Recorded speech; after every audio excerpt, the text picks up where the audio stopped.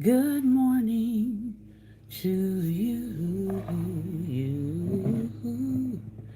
Good morning, good morning to you. Good morning, good morning. Won't you share with a friend or two? Good morning, good morning to you. Good morning, good morning, good morning to you. Good morning, good morning to you and many more. Good morning, good morning, good morning, and welcome, welcome, welcome to Daring Dialogues. I am your host today, Shantae Charles, and it is Get Free Friday. I hope that you've been having a great and wonderful day. As you can see or probably hear around my home, it's a little bit of some lawn care maintenance going on outside.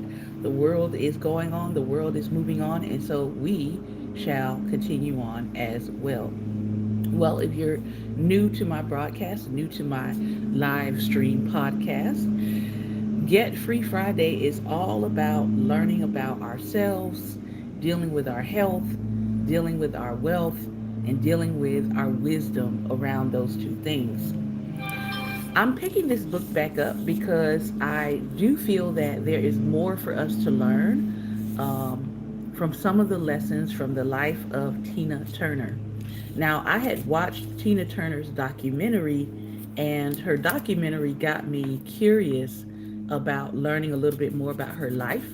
And so I asked around, I was like, what is maybe a good book to sort of look at Tina's life and her philosophy for how she managed to overcome a lot of the, I would say, the trials of her life. We do know that through her documentary, we do know that, up until the time of her passing, she was still dealing with some of the trauma of her life, whether it was her family life, her marriage, her relationship with her children.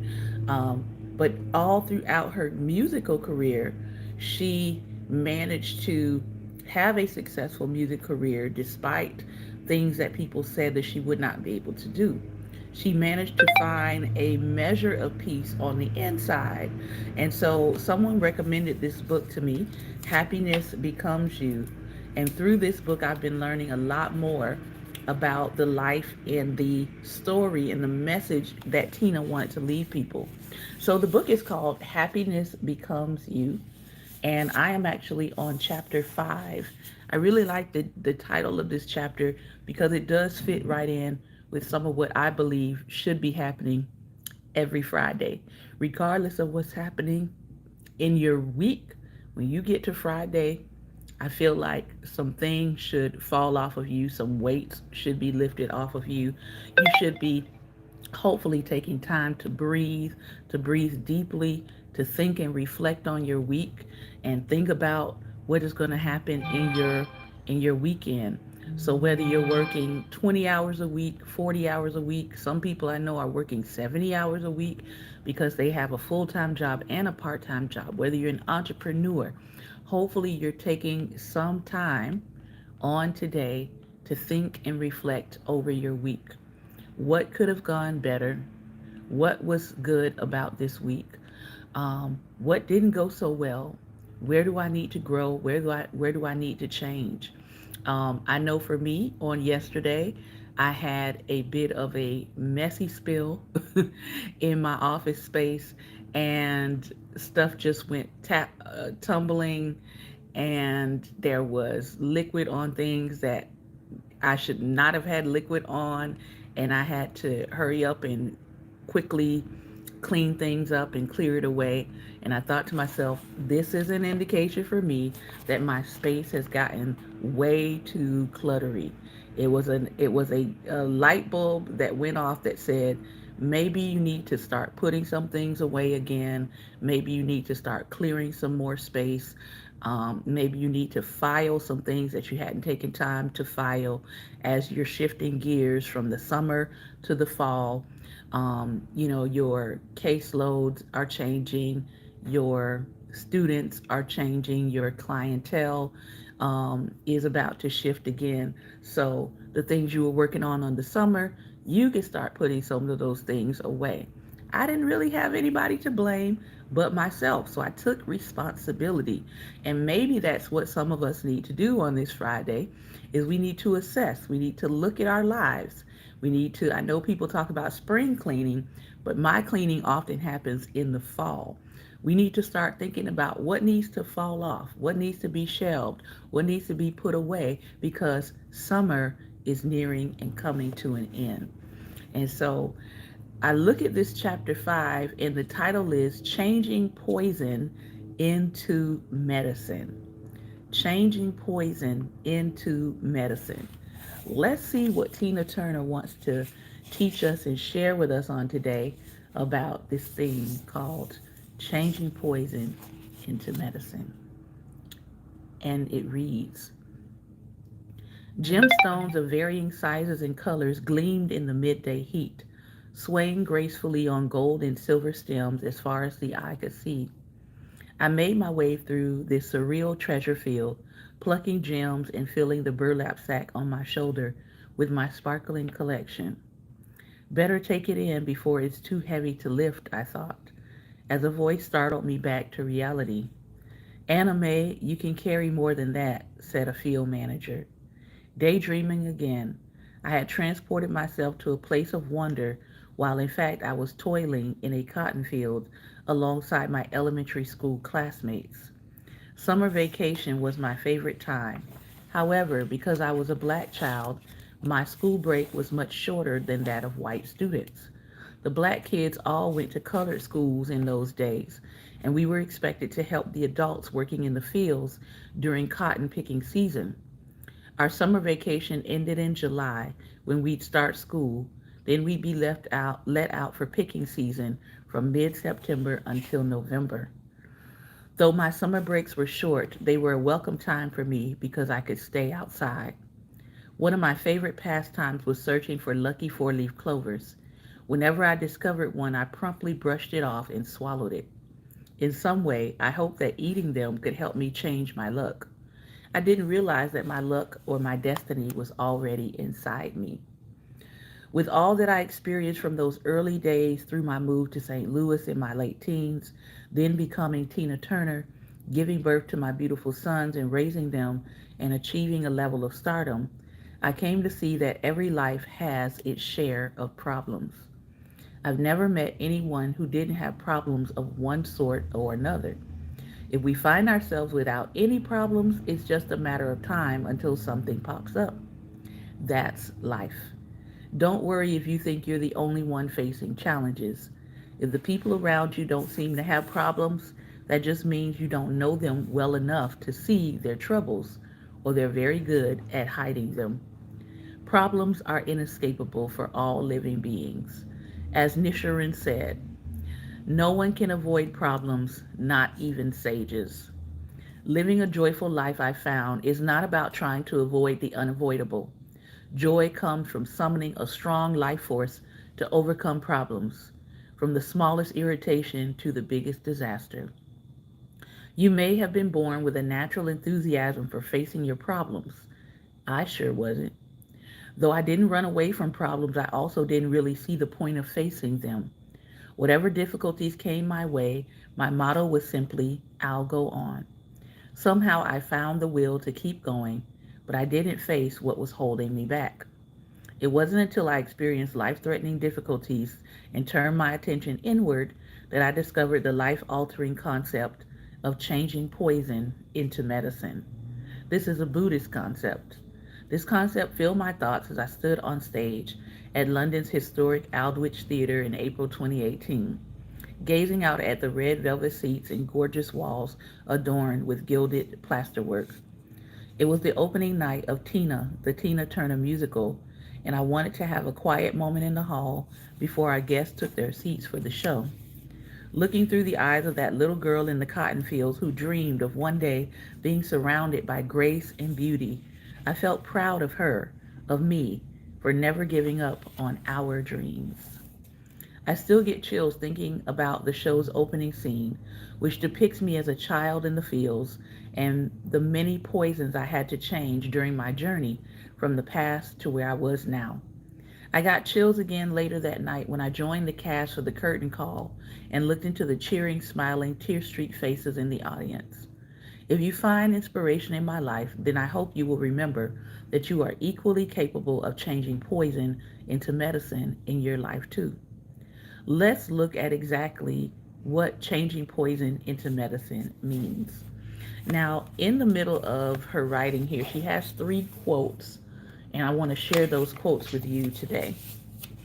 The first is by Wilma Rudolph, which says, "The reward is not so great without the struggle."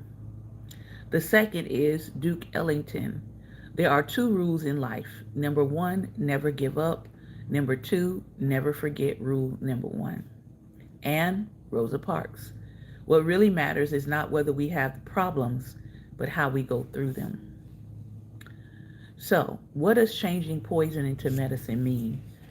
This phrase originated with a wise man named Nagarjuna, a Buddhist scholar who lived in India around the year 200 AD. He likened the wisdom of the Lotus Sutra to a great physician who can change poison into medicine. In Japan, 1,000 years later, Nichiren quoted this phrase when he taught his disciples about facing problems and using them to increase wisdom, courage, and compassion. And good morning to those of you coming in. When problems arise, it's common for our feelings to sink and our life condition to dip into the lower worlds, which often makes matters worse. Whether conscious of it or not, if we are operating from a place in the lower worlds, even our best efforts to solve problems can have the opposite effect. Pressure builds, old habits surface, feelings about similar problems arise, and ghost voices in our heads offer bad advice, or our ego tries to take over. Have you ever noticed how the ego loves problems? It's a chance for the ego to tell you and everyone else how right it is, or perhaps how misunderstood it is. If you've ever allowed your ego to get involved in solving problems, you know that can make a bad situation worse. Yet until my early 30s, this was how I responded to problems. Both the problems and my responses to them were like poisons. When I couldn't see myself or my life clearly, my distorted perception caused me to respond to adversity in ways that compromised my good intentions, leading me into even more negative cycles of behavior. I am from the US. I'm going to try to hold any reading of comments until I'm done, okay? However, when I began attending SGI chanting meetings with my friend, I heard people share stories about using problems to elevate their lives to an even happier condition than before their problems arose. They said they had changed poison into medicine and promised that I could do the same. I was happy for them, but I couldn't imagine how my problems could be of value to me. Though I desperately wanted to believe it was possible to transform problems into benefits, I had a hard time seeing how my woes could do anything but cause further trouble. Among the members of our chanting group were a few older Japanese ladies who glowed with a peaceful air of joy and compassion. They had lived through the horrors of World War II, and one had survived the atomic bombing of Nagasaki. They had moved to the United States with their military husbands. After chanting with them one day, our conversation turned to my problems. Kamiko, one of the ladies, asked me, "Tina, you say you have too many problems to list. What sort of problems do you mean?" I don't wear my heart on my sleeve, but something about the high life condition of these women opened me up, and I confided in them. I wasn't complaining, just stating the facts about my situation. Leaving and divorcing Ike proved to be more complicated than I had ever imagined.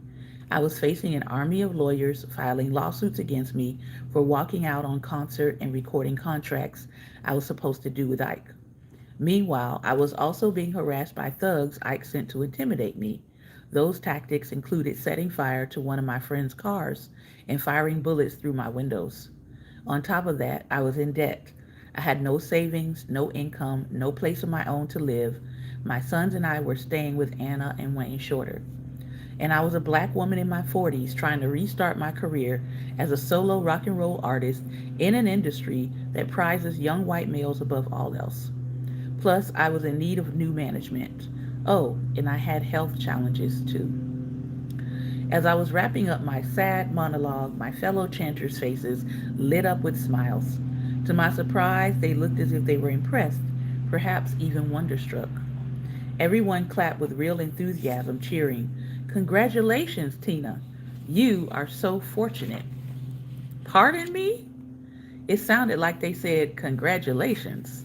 For a moment, I thought they didn't understand anything I had just said, or maybe I had misheard them. No, I heard them right. They were congratulating me. Now, why in the world would you congratulate me for this mess? I asked. And that's when I really began to understand the principle of changing poison into medicine. When you raise your life condition, Kamiko said, you are capable of transforming all negative energy into those in those unfortunate situations into the opposite, positive energy of good fortune. As bad as it is, she reassured me, it can become the same level of good or even better. Since you have so many major problems, Kamiko continued, that means you have the opportunity to create even more positive changes by changing poison into medicine. That's why we congratulate you. I was so relieved and excited to hear this. I went from seeing a pile of negatives to recognizing a treasure trove. If problems could really be used to fuel and to propel my life forward, then I figured I was set to become America's first woman in space. I felt like I had enough fuel at that point to go interstellar. As intensely bad as the problems are, that's how intensely good the benefits can be. I repeated to myself. Now she's going to give us here another three quotes. The first one is by Vijaya Pandit. Difficulties, opposition, criticism. These things are meant to be overcome, and there's a certain joy in facing them and coming out on top. Carrie Fisher. Take your broken heart and make it into art. And Helen Keller. Character cannot be developed in ease and quiet. Only through experience of trial and suffering can the soul be strengthened, ambition inspired, and success achieved. The concept of changing poison into medicine is based on the idea that when you raise your life condition, you can use the resulting wisdom, courage, and compassion to convert any negative into a positive. If you have a minor problem, you can transform it into a minor benefit. If you have a major problem, it has the potential to become a major benefit. The Christians would say it this way: all things work together for the good of them who love God and are the called according to his purpose. It is this essentialness that whatever's happening in your life, it can come together and work out for your good. Changing poison into medicine then starts with the simple step of facing your problems with the confidence that you have the power within you, not just to overcome challenges, but to thrive because of them, to rise up to greater heights than you ever have before. The key is raising our life condition, as we explored in a previous chapter. When you lack confidence, when you've lost focus, or when your mindset needs a boost, then supercharge your intention. You can do this by meditating, by exercising, or whatever wholesome practice lifts you up. Elevating your life condition is essential to creating meaningful, lasting changes in your life. Only when we achieve a high life condition can we face any circumstance head on with an open, embracing spirit. Then there is no problem too difficult to overcome, no obstacle too stubborn to move. From this elevated state, we can see that the obstacles we face hold the lessons we must learn to make our dreams come true. With this understanding, we can call up the wisdom to choose positive response and action in thought and word and deed. that will lead to constructive changes and help us to avoid making situations worse for ourselves or others. Thanks to this process, I began to see that any problems in my life were also opportunities for growth and becoming a better version of myself. Every obstacle could help me to become wiser, stronger, and a more compassionate person. Like the lotus, the deeper and thicker the mud I was mired in, the more beautifully my flower could bloom. Not despite the mud, but because of it. I also saw the truth of the old saying that when you point your finger, three of your fingers point back at you. A reminder to always check ourselves first. In the Buddhist community, we say there is no guilt, only responsibility. This means that when a problem arises, we shouldn't view it as something we deserve because of negative karma, nor should we dwell on who's to blame. Blame is in the realm of ego. Instead, we must take responsibility for our actions and handle problems calmly and rationally, aiming to create greater happiness for ourselves and everyone involved. This is sometimes easier said than done, whether it's a major or minor life problem, or in Operation Oops, as I call the funnier. I love Lucy mishaps that we experience. I've had my share of Operation Oops, like the night I had a little too much fun with my band at the close of one of our tours. It was the night before our last show in New Zealand, and we had a party where the entire band, all men except for my backup dancers, surprised me by dressing up in clothes to look like me. Not even close. They lip synced all my songs. They told me it was my turn to be sung to, and I loved every minute of it. I had 3 or 4 glasses of champagne, no big deal for most people, but since I am not a drinker, it wiped me out. I stayed up much later than I usually do the night before a show, and on top of that, something I ate did a number on my stomach. The next day, I felt the full force of food poisoning, fatigue, and a headache. I could barely drag myself from the hotel bed most of the day, let alone imagine performing. Worse still, this last show was on an outdoor stage, and as the Kiwis would say, it was peeing down rain. There was no question of my canceling that show. I had survived far worse in my life than food poisoning and a headache. My fans had paid to see me perform, made sacrifices to get tickets, traveled to the venue, and were willing to stand in the rain without shelter. So I set out to change the poison into medicine. I meditated to muster my strength and give my audience a performance beyond their expectations. About an hour into me meditating, I felt the nausea and pain leaving my body. I was energized, calm, and vibrating with anticipation, eager to get to the stage for the sound check and to give the performance of my life. When I arrived at the venue, the rain was pouring, the stage was slippery, and the wind was intense.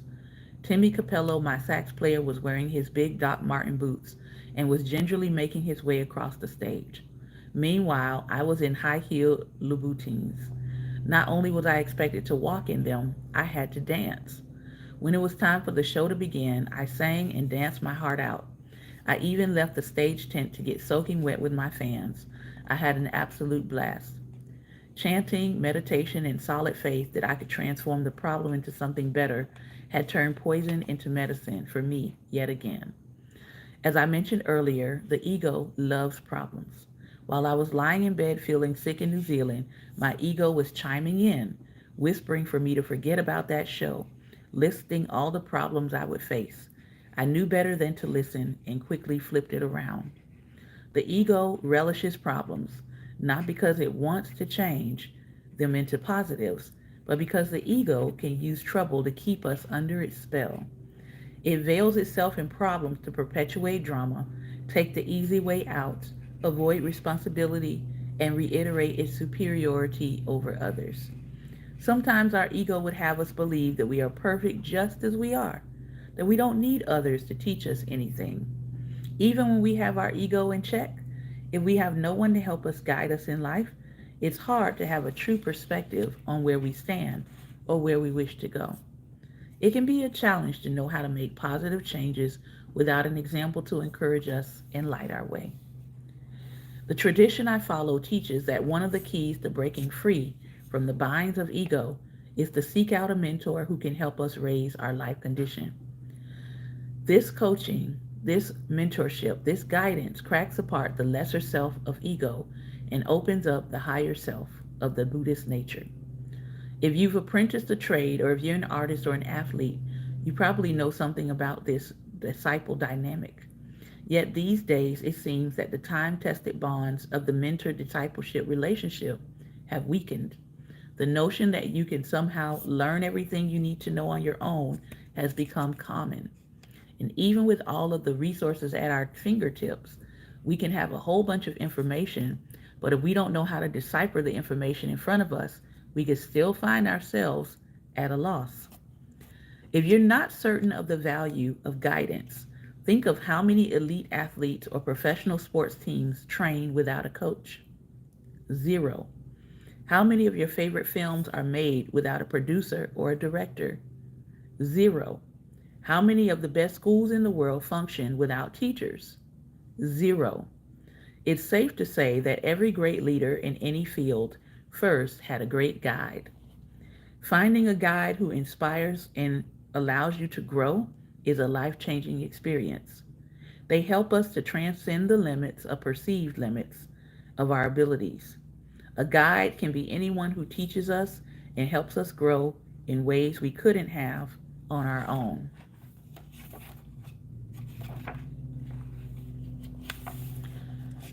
Here's three other quotes, and I'm going to stop here. Althea Gibson, no matter what accomplishments you achieve, somebody helped you.